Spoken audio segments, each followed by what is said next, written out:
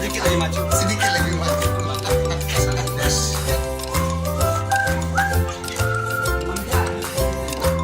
Jadi Bapak saya selama 1 bulan mendampingi dengan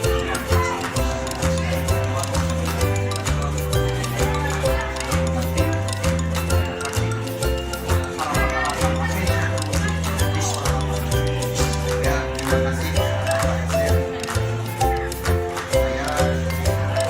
selama 1 bulan ini sudah dapat meningkatkan kapasitas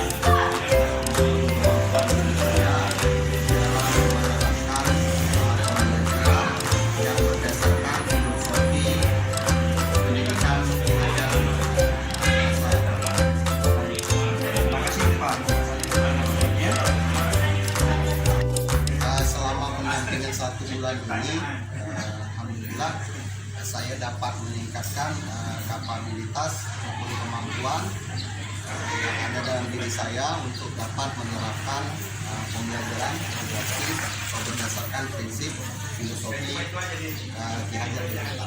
Alhamdulillah, bersyukur, senang rasanya Pak. Alhamdulillah. Karena harapan terwujud. Terima kasih, Pak. Mudah-mudahan kedepannya akan lebih meningkat kembali. Alhamdulillah. Terima kasih.